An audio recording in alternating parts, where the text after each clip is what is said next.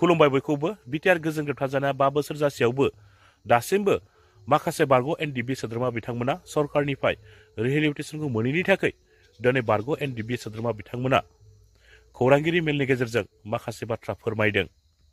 नोंथांमोना बे भिडिअखौ जोबजासिम नायोब्ला गासै बाथ्राखौ नोंथांमोना आबुङैनो मोनथिनानै लानो हागोन। नाथाय बिनि सिगाङाव आङो फंनैसो बाथ्रा बुंग्रोनो सानदों।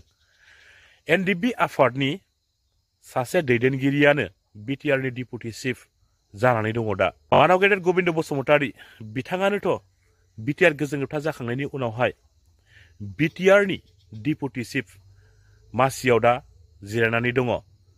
थारैनो साननो गोनां एनडिबि आफादनि सासे दैदेनगिरिया बिटिआरनि डिपुटि चिफ जासेयावबो दिनै खावसेया मोननाय खावसेया मोनि सरकारनिफ्राय रिहेबिलिटेसनखौ बेफोर बोरै जाथावना?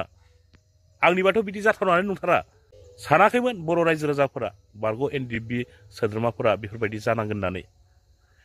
दिनै किसुमान बारग' एनडिबि सोद्रोमाफोरा लाजि फोनांजायो। मालाय हनै एनडिबि नङिफ्रानो 4 लाखखौ मोनबाय। नोंसोर एनडिबि आफादाव थानानै नोंसोर दासिमबो मानो मोनाखै? मालाय एनडिबि नङिफ्रानो मोनबाय, नै बाइक बायबाय माबा बायबाय। नोंसोरथ' एनडिबि आफादाव थानानैबो माथो दासिमबो सरकारनिफ्राय जेबोखौनो मोनाखिसै। नै बायदि होननानै रायजो राजाफोरजों बुंजायो किसुमान जायगाफोरावहाय किसुमान बारग' एनडिबि सोद्रोमा बिथांमोना। बेबायदि बुंजायोब्ला गोरबो गोसोआव गाबखांनाय फैयो। गोबाङानो बुंजादों बेबायदि जायफोरा एनडिबि आफादनि एक्टिभ केडार्समोन दिनै बैसोर बायदियासो 4 लाख करि सरकारनिफ्राय अनसुंथाइखौ मोननो हायाखै एबा सरकारनि रिहेबिलिटेसनखौ मोननो हायाखै। एनडिबि आफादनि सासे दैदेनगिरिया बिटिआरनि डिपुटि चिफ जानानै थासेयावबो जुदि माखासे बारग' एनडिबि सोद्रोमा बिथांमोना सरकारनिफ्राय रिहेबिलिटेसनखौ मानो मोनाखै, मानो होआखै बिसोरनो? पावार आरो गाद्दिखौ मोनखांनायनि उनावहाय बारग' एनडिबि सोद्रोमा बिथांमोनखौ जायफोरा सोरखौबा नायनाय सोरखौबा नायि खालामदोंना बैसोरबायदि दैदेनगिरिफोरा सानसे भुगिनांगोन, सानसे गाबनानै लानांगोन, पस्तायनांगोन। बिथांमोननि गाबनानै लानांगौ दिना फैगासिनो दङ आरो बारा गोबाव गैलिया। रायजोफोर नोंथांमोना खोनासंनानै लादो बारग' एनडिबि सोद्रोमा बिथांमोना दिनै खौरांगिरिनि सिगाङाव मा बाथ्रा फोरमायदों।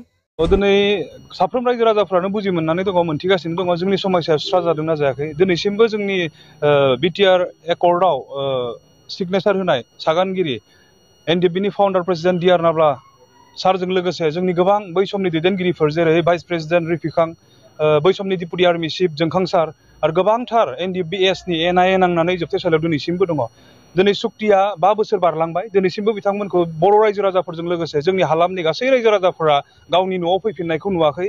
बिथांमोना जोबथेसालियावनो थानो गोनां जादों। दिनै जोङो दुखु मोनदों 5 बोसोर बारलांनायनि उनावबो दिनै जोङो मानो जोंनि जेंनाफोरा जोबाखिसै। बिनि अनगायैबो जोंहा रिहेबिलिटेसन कमप्लिट जायाखै। दिनै जोङो खोनानो मोन्दों माखासे समनि सिगां बिटिसिनि डिपुटि चिफ गोबिन्द बसुमतारी बिथाङा बुंदों जे एनडिबि रियेल जायफ्रा नंगुबै एनडिबि बिथांमोना रिहेबिलिटेसन मोनजोब्बाय, नङैफोरासो थालांदों होननानै बिथाङा बुंबावदों। गोबां जों दुखु मोनदों बिथांनि खुगानिफ्राय बे बाथ्राखौ खोनानानै। मानोना दिनै जोंनि गोबां हार्डक'र केडारफ्रा जायफोरा जिउखौ आखाइ मुथियाव लानानै जाथि सिबिनो ओंखारदोंमोन, सुप्रिम सेक्रिफाइस खालामदों, सोलोंनांगौ समखौ दोनथ'नानै हारिनि थाखाय खामानि मावनो बावसोमदों, बै बेक्तिफ्रा दिनैसिमबो मोनफुङाखै। दा बेबायदि समावबो नंगौ एनडिबिफोरखौ बिब्दि मुं सुनायखौ जोङो दुखु मोनदों। आरो बेफोरबायदि गासै जाथायफोरखौ नायनानै जों बुंनो हायो बे सुक्तिनि उनावबो दिनैसिमबो जोंनि मोनसेबो जेंनाफ्रा जोबनानै फैयाखै।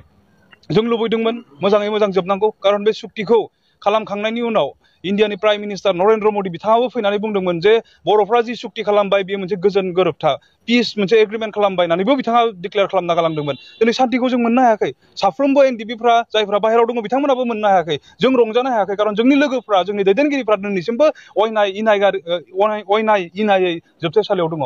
बेवहाय बेफोरबायदि गासै जेंनाफोरखौ नायोब्ला नोंथाङा जि कुइसन खालामदों, आं बुंनो हायो जे जोंनि समस्याफ्रा जोबनानै फैयाखै। जों इउनाइटेड फराम अफ एक्स एनडिबि हिसाबै गोबांथार जों सावरायनाय जादों आरो माखासे पर्यायाव सावराय जों मोनफैबाय। आरो जोङो ओरैनो धेमालियाव बिब्दि डिसिसनफोरखौ लानो थाङाखै बा थांखिखौ जों लानानै दोनाखै। जोङो सिरियासै जों स्टाडि खालामदों। जोंनि मोनफ्रोमबो समस्याफोरा दिनै राजनितिकजों लोब्बा गोनां, पियर पलिटिकेल।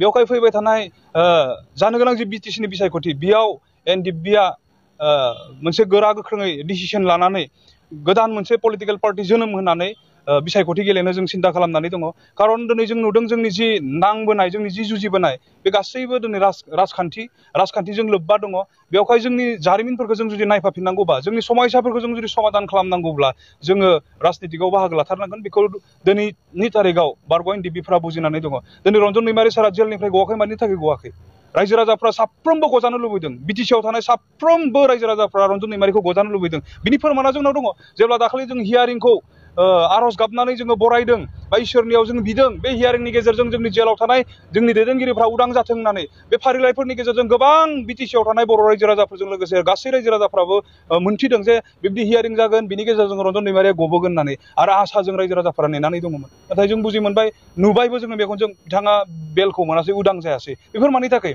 दिनै पलिटिक्सआ जोंनि फेभाराव गैया राजनितिक गोहोआ दिनै जोंनि फेभाराव गैया बेवहाय आं खावलायनो लुबैदों फैबाय थानाय समाव जों बर' रायजो राजा आरो बिटिसिनि साफ्रोम रायजो राजानि खाथियाव जों थांगोन जों रिक्वेस्ट खालामगोन जायफोरा दिनै रन्जन दैमारि सारखौ गजानो लुबैदों बा जोंनि समयसाखौ जोबजानो लुबैदों बिथांमोना दिनै नोंथांमोननि बेसेन गोसा भटखौ जोंनि गोदानै दाजानाय मोनसे पलिटिकेल पार्टिनि बिजाथिफोरनो नोंथांमोना भटखौ होनो गोनां जागोन अब्लानो गबोगोन पलिटिकेल बेकिं मोनबानो जोंनि जेंनाफोरा सानसेयावनो जोबगोन आरो बिनि अनगायैबो अल्टारनेटिभ मोनसे मोजां डेभेलपमेन्ट जों बिटिसिआव लाबोनो थाखाय जों साखाफारा जानानै दङ खारन दिनै जोङो मानसिनि थाखाय जुजिदोंमोन एनडिबिआ अकल बर'नि थाखायल' जुजियाखै जोंनि सोमावसारनायाव गोबां जाति जनगोष्ठिया जोंखौ हेफाजाब खालामदों सोरबाया डाइरेक्ट मुं थिसननानै सोरबाया इनडाइरेक्टयै जोंनि ओनसोलाव थानाय गासैबो रायजो राजाफोरा दिनै जोंखौ सहाय खालामदोंमोन दावहायाव नाथाय बे जारिमिनखौ दिनै जों नायफाफिननो हायाखै राजनितिक गोहोआ दिनै जोंनि आखायाव गैयिनि थाखाय जों बेफोरखौ नायफाफिननो हायाखै बेवहाय जोंहा जारिमिन दङ जोंनि रायजो राजाफोरखौ नायफाफिननो थाखाय आरो मोनसे प्रपार मोजां जौगाखांनायखौ लाबोनो बे जौगाखांनाया कनस्ट्राक्सननिल' जानाय नङा जोङो मानसिनि साननाय हनायफोरखौबो जों सोलायनानै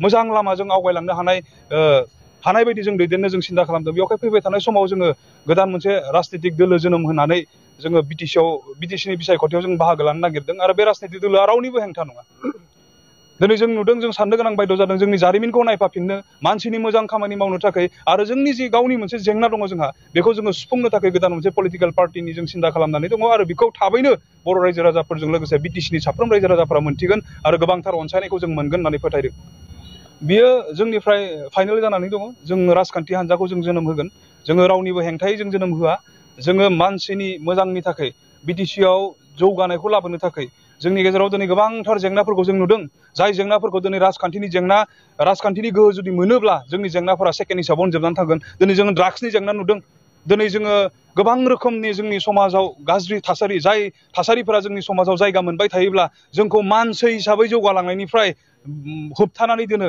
जोंखौ गाहायथिं लाङो बेबायदि जेंना दिनै ड्राग्सनि जेंना जाय ड्राग्सआ जोंखौ बिराद साननो गोनां खालामनानै दोनदों जोंनि मोजां मोजां गथ'फोरखौ दिनै बेयाव बर'ल' नङा बिटिसिनि गोबां जाति जनगोष्ठिनि गथ'फोरा दिनै ड्राग्सजों नस्थ' जानाय नुदों बेफोरनि सायाव जों खामानि मावगोन ओरैनो जोङो पलिटिकेल पावार गैयैयावबो जों मावबोखादों दिनै जों मावनानै प्रुफ मोनदों जे बेफोरनि चेनेलफोरखौ डिलारफोरखौ दिनै मिथियो प्रखाखनाबो नाथाय बिथांमोना बन्द' खालामनो गोसो गैया जों जुदि पावाराव फैयोबा बेफोरखौ जों सानसेयावनो फोजोबगोन आरो जोंनि जेंनाखौ जोङो फोजोबनानै लागोन दिनै ड्राग्सखौथ' बर'फोरल' जायाखै गासै जाति जनगोष्ठिनि दिनै नेपालि फंबायफोराबो दिनै बाहायनायखौ जों नुदों जोंहा उदालगुरियाव बिदि प्रुफ दङ जोङो हमनानै उपाय गैयै जेलाव हरनांदों आरो बिनि उनाव बिथाङा रिटार्न जाफाफिनदों दिनै बे बेक्तिफोरा जोंखौ थेंक इउ होदों जे आदामोन नोंसोर आंखौ हमनानै जेलाव हरनायनि थाखाय आं ड्राग्सखौ गारनो हाबाय होननानै बुंदों आरो जोङो मोजां खामानि मावलांनायाव जोंखौ हेफाजाब खालामगोन होननानै जोंहा फोथायनाय दङ बेवहाय जोङो फैबाय थानाय समाव जोङो गोदान मोनसे राजनितिक हान्जा जोनोम होनो जों थांगासिनो दङ बेखौ रायजो राजाफ्रा अनसायगोन आरो खोब खम समनि गेजेरावनो नुनो मोनगोन होननानै आं दिनै बुङो